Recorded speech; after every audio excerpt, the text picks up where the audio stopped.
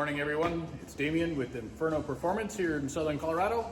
Going to do a quick video on the trunk from TMW. Super simple. All their stuff is clean. In fact, plan some extra time. I'll show you the wrapping they put it in. The boxes are heavy. It's going to take you a little while to unpackage, but everything comes. Great finish, great fit. And I'll show you how it goes in. Super simple. Takes just a few minutes. All right. Plan on spending a couple minutes unpackaging everything. So we've got their doors, their door bags, everything. Beautiful. So put your shock absorbers on first. It's going to be a little bit easier, obviously, outside the car, upside down. 13 millimeter.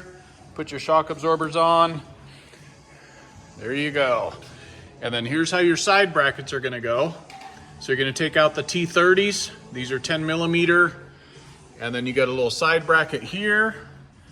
That's how it mounts back together with their hardware, T30 and 7/16.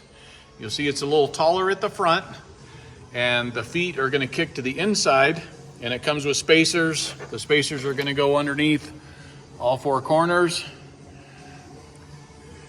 That one's in there with their hardware, and then you get a couple zigzag brackets. So you got your T20, and then mount those, leave them face up everything loose to begin with. Get everything in, tighten it all down. I've already had this in and out, so I have everything tight. But this is how it's gonna go. Get those brackets in, set the lid on, and then you have all of their hardware, T30, 7/16. Put it together, and you'll be in business. A few minutes later, here we are. You got 4 down that side. One there, one there. 4 more down that side.